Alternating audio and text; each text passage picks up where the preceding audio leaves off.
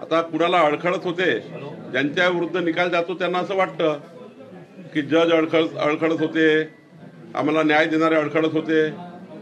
पण न्याय व्यवस्थेच्या ठिकाणी बसलेल्या व्यक्तीवर अशा पद्धतीचे आरोप करणे योग्य नाही आहे. राहुल नार्वेकरांनी ऐतिहासिक निकाल दिला आहे, जो अनेक कायदेतज्ञ आपल्याला सांगतील. या देशातले जगातले अनेक कायदेतज्ञ ज्यांना विधिमंडळ समजतं, ज्यांना विधिमंडळाचा संपूर्ण परंपरा माहिती आहे, विधिमंडळाचे कायदे नियम जे माहिती आहे, त्या प्रत्येक व्यक्तीला म्हणजे एखाद्या वेळी तुम्ही विधिमंडळाचे अनेक माजी सचिव घ्या, प्रधान सचिव, अनेक माजी प्रधान सचिवाला विचारा, या निर्णयाचं ते सांगतील हा नियमाने निर्णय केलेला आहे, कायद्याने अनुसरून निर्णय केला आहे. या देशातले कुठल्याही उच्चस्तरीय वकिलाला तुम्ही विचारा, ते सांगतील कायदेशीर निकाल आहे.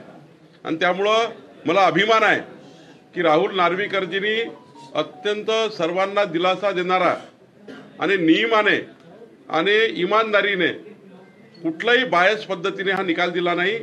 मी भारतीय जनता पार्टीतर्फे या निकालाचं स्वागत करतो आणि खऱ्या अर्थाने महाराष्ट्राच्या विधानमंडळाच्या इतिहासामध्ये हा ऐतिहासिक निकाल हा येणाऱ्या अनेक विधिमंडळाच्या कामकाजामध्ये अत्यंत महत्त्वाचा निकाल राहणार आहे असं मला वाटतं. सुप्रीम कोर्टामध्ये जाण्याची तयारी पण आता विरोधकांनी सुरू केलेली आहे. आम्ही सुप्रीम कोर्टामध्ये या निकालाच्या विरोधात जाऊ.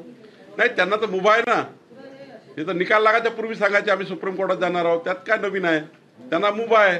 आणि यापूर्वीच निवडणूक आयोगाने, केंद्रीय निवडणूक आयोगाने पक्ष ठरवला आहे आणि ऑलरेडी सुप्रीम कोर्टाने माननीय विधानसभा अध्यक्षांचे अधिकार हे या प्रकरणाचे आहेत यापूर्वी सांगितलं आहे.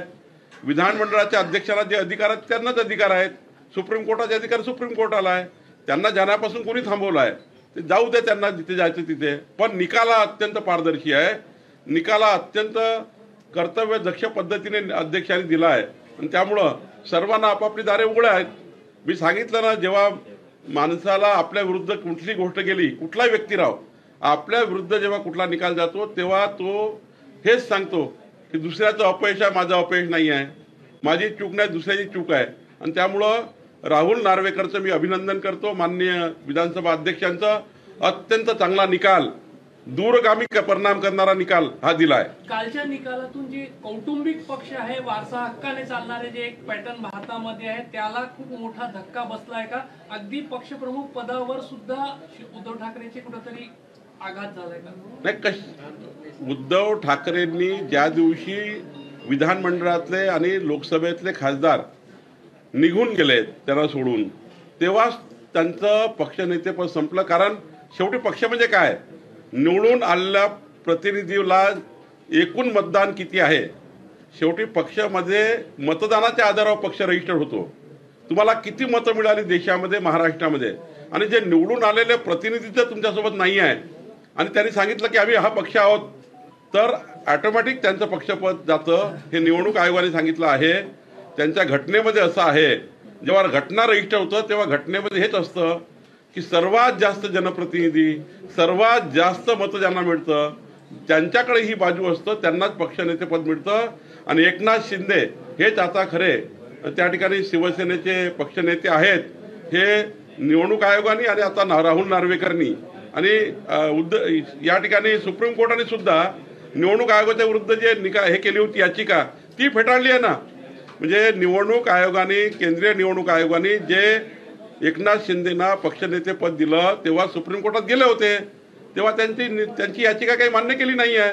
निवडणूक आयोगाचे अधिकार निवडणूक आयोगाला आहे, विधानमंडळाचे अधिकार विधानमंडळाला आहे, सुप्रीम कोर्टाचे अधिकार सुप्रीम कोर्टाला आहे. या देशामध्ये न्याय व्यवस्था आहे आणि त्याप्रमाणे मला वाटतं त्यांनी आपापलं काम योग्य पद्धतीने केलं असावं असं मला वाटतं. या निकालानंतर शिंदे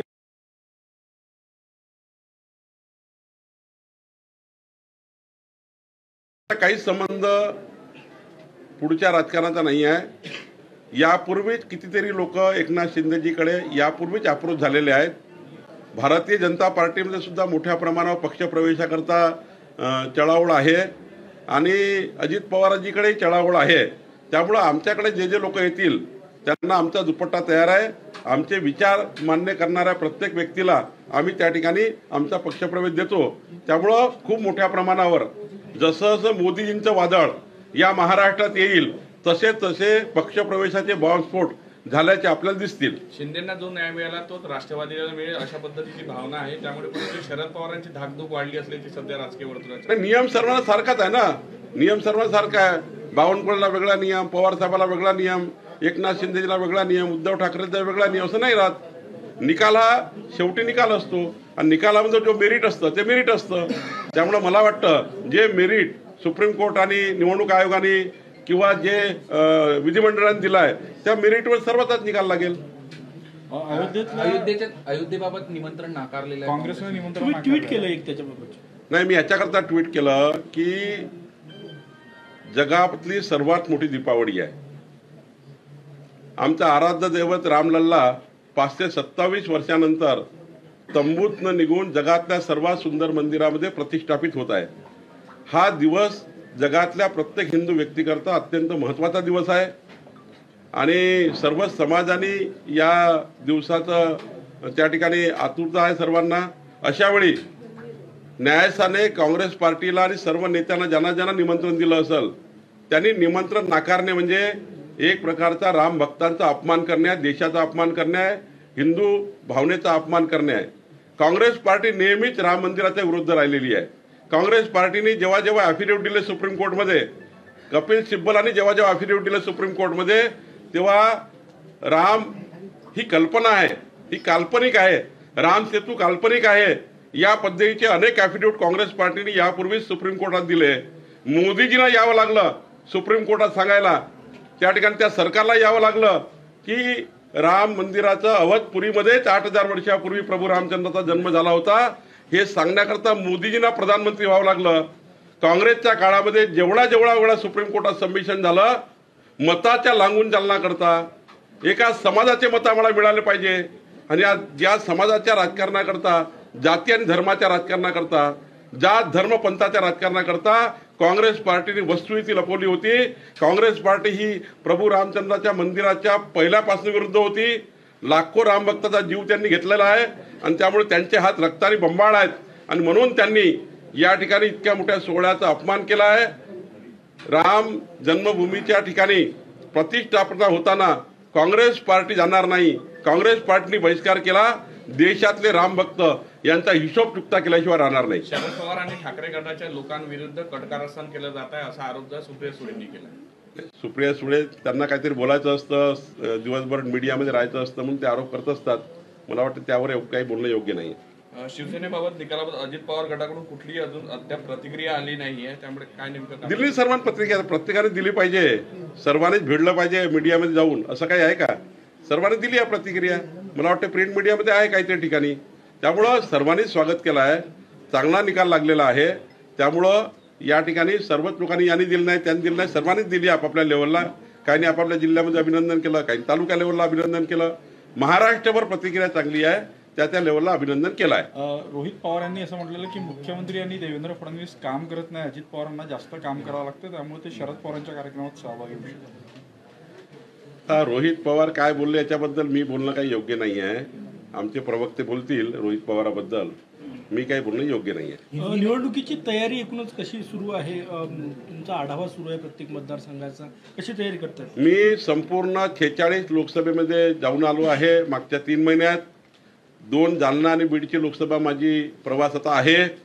या 46 लोकसभेत जेव्हा प्रवास केला तर या महाराष्ट्राची संपूर्ण जनता म्हणजे आर्थिक दुर्बल असतील, मागासवर्गीय असतील, शेड्यूल ट्राईब असतील, ओबीसी असतील, मराठा असतील, 18 पगड जाती, सर्व समाज मोदीजींच्या मागे उभा आहे. मोदीजींच्या 10 वर्षामध्ये मोदीजींनी जे गरीब कल्याण, मागासवर्गीयाचं कल्याण, मध्यमवर्गीयाचं कल्याण आणि देश कल्याणाकरता या देशामध्ये जे काम केलं, मोदीजींच्या मागे फळ विकणारा, भाजी विकणारा, त्या ठिकाणी 18 पगड जाती सारे लोक उभे आहेत.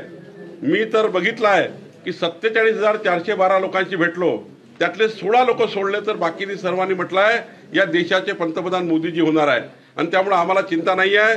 मोदीजींचं वादळ येणार आहे, 45+ जागा महायुती जिंकणार आहे आणि त्यामुळे याच्यात कुठलीही शंका नाही. चांगली तयारी आम्ही सुरू केली आहे. महायुतीने 14 तारखेला मेळावे ठेवले आहे. 14 जानेवारीला महायुती आता जिल्हास्तरीय मेळावे करणार, बूथस्तरीय मेळावे करणार, पुढच्या काळामध्ये विभाग स्तरावर मेळावे करणार, राज्यस्तरावर मेळावे करणार. आमच्या महायुतीच्या 13 पक्षाचे सर्व पदाधिकारी नेते प्रचंड ताकदीने या महायुतीच्या मोदीजींच्या नेतृत्वातल्या निवडणुकीमध्ये देशाचे पंतप्रधान मोदीजी व्हावे म्हणून काम करणार आहे. ज्या जागेवर आता भाजपचे खासदार आहेत सिटिंग, त्या जागा भाजपच लढणार आहेत का की काही जागांचा अदलाबदल होईल सीट शेअरिंग मध्ये? बघा, आमचा एकच फॉर्म्युला आहे, आमच्या नेतृत्वाने ठरवला आहे. जी जागा जिंकेल त्याकरता कुठलाही कॉम्प्रोमाइज करायचं नाही. आमचाही काही फार आग्रह नाही, पण आमचं पार्लमेंटरी बोर्ड आणि आमच्या राज्याचे नेते देवेंद्रजी हे ज्या पद्धतीने ठरवतील त्या पद्धतीने केंद्रीय पार्लमेंटरी बोर्ड आणि आमचे हे तीनही नेते एकनाथजी आणि अजित पवारजी समन्वयाने बसतील. या तिघाचाही समन्वय करून केंद्रीय पार्लमेंटरी बोर्ड जो निर्णय घेईल. पण एक मात्र आहे, ज्याला जी जागा मिळेल त्या जागेवर 51% मतं मिळतील. भाजपा पूर्ण ताकद अजितदादांना देईल, भाजपा पूर्ण ताकद एकनाथ शिंदेला देईल. आम्ही 13ही पार्ट्यामुळे एकामेकाला ताकद देऊ आणि जेव्हा ते आमचे उमेदवार राहतील आम्ही सर्व पक्षाची त्या ठिकाणी मदत घेऊ. आम्ही एकही उमेदवार अडचणीत येऊ देणार नाही, याकरता काम करणार आहोत. काल सुनील केदार यांचा जामीन झाला. खूप मोठं शक्ती प्रदर्शन त्यांनी केला. काही नियमांचे उल्लंघन झालं म्हणून आज पोलिसांनी सुनील केदार आणि जिल्हा परिषदेच्या अनेक पदाधिकाऱ्यांविरोधात दाखल केलेला आहे. मला वाटतं की कोर्टमध्ये ही केस आहे आणि कोर्टाच्या केसवर मी काही स्टेटमेंट देणे काही योग्य नाही आहे. आता खरी शिवसेना कळलेली आहे. आता राष्ट्रवादी कुणाची आणि चिन्ह कोणाला मिळणार आता निवडणूक आयोगाचा लवकरच निघाले.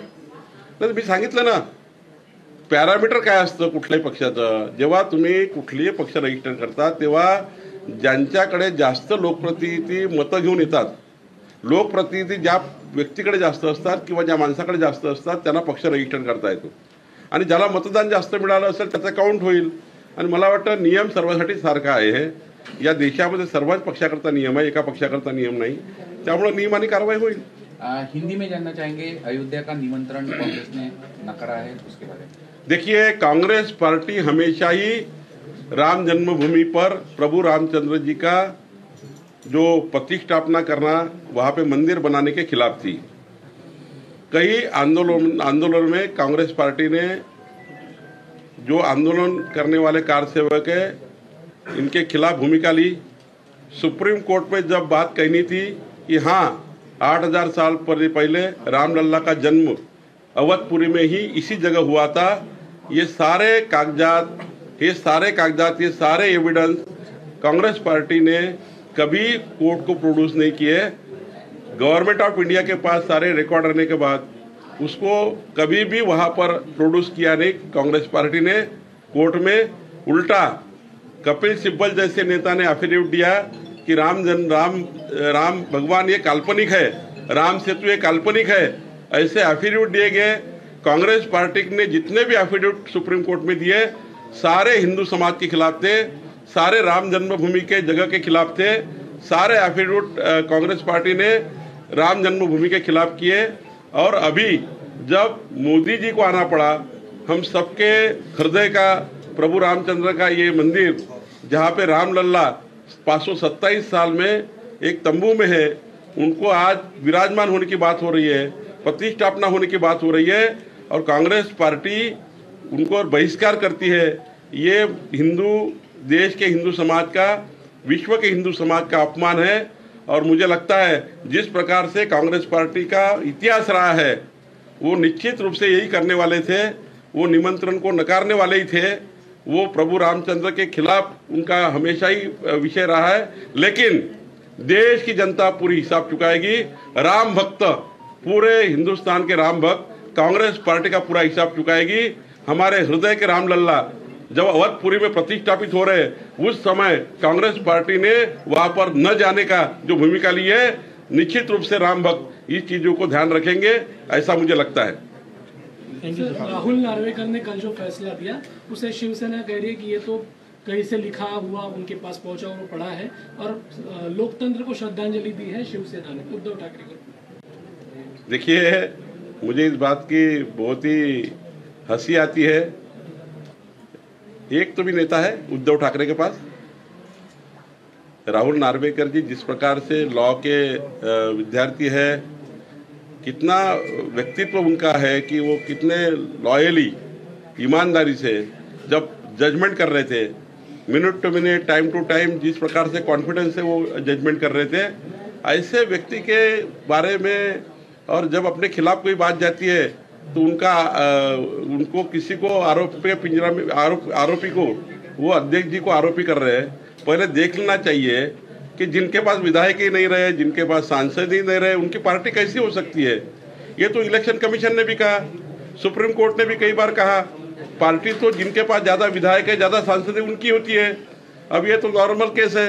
और मैं भी वैसे भी अगर वो राहुल नार्वेकर जी का जो ऑर्डर्स आए हैं वो तो उन्होंने पूरे ईमानदारी के साथ हमारे विधिमंडल के जो भी कायदे हैं, हमारे विधिमंडल के जो नियम है, परंपराएं हैं, और साथ साथ में मैं भी 20 साल से विधानमंडल में हूँ। आप किसी भी प्रिंसिपल सेक्रेटरी, जो एक्स प्रिंसिपल सेक्रेटरी होंगे आज तक विधानमंडल के, सुप्रीम कोर्ट, हाई कोर्ट के सारे एडवोकेट होंगे, आपको 99% लोग ये बोलेंगे कि सही फैसला है। अब इनको सही नहीं लगता, उनको क्या नैरेटिव सेट करना है, टीवी में रोज बात करनी है। आप भी जाते हैं उनके पास सवेरे, वो बात करते हैं तो आप दिन भर चलाते हैं। तो ये केवल एक नैरेटिव सेट करते हैं, ये बराबर नहीं हुआ, वो बराबर नहीं हुआ, वो बराबर नहीं हुआ। उनके हिसाब से जो हुआ वो सारा अच्छा है, उनके खिलाफ हो गया तो सारा गलत है। उनके विधायक संभालने की ताकत उनमें नहीं थी, उद्धव जी में। उनके सांसद उनके पास से चले गए, पूरी पार्टी भी चली गई, तभी वो अभी भी जाग नहीं रहे। जब पूरे भी रहे हुए 14 चले जाएंगे ना, तब वो जब उनके पास 2 रहेंगे तब उनको समझेगा कि हमारा गलत हो रहा है। आज भी वो अपनी गलती नहीं मान रहे, आज भी वो अपनी गलती नहीं समझ पा रहे। क्यों ऐसा हमारे साथ हुआ है, क्यों हमारी पार्टी हमारे हाथ से निकल गई है, क्यों हमारे विधायक निकल गए। सिंपल था कि 2.5 साल मुख्यमंत्री बनने के बाद जो मुख्यमंत्री केवल 2 बार आता है सदन में, केवल 2 बार मंत्रालय में आता है, ऐसे मुख्यमंत्री के साथ विधायक कैसे रह सकते हैं। महाराष्ट्र को 24 आवर सीएम चाहिए, और ऐसे में चीफ मिनिस्टर ले लेना, चीफ मिनिस्टर की पोस्ट ले लेना, लेकिन वो पोस्ट का आगे क्या होगा। किसी ने भी जब जवाबदारी ली है तो महाराष्ट्र की 13 करोड़ जनता को न्याय देने की जवाबदारी ली है। तो उद्धव ठाकरे जी 2.5 साल में महाराष्ट्र को न्याय नहीं दे पाए, ये 13 करोड़ जनता जानती है। इसलिए उनके हाथ से पार्टी चली गई। एक जिज्ञासा चीफ मिनिस्टर होने की, जो देवेंद्र जी के खिलाफ हुई साजिश, आज देखिए क्या हालत हुई।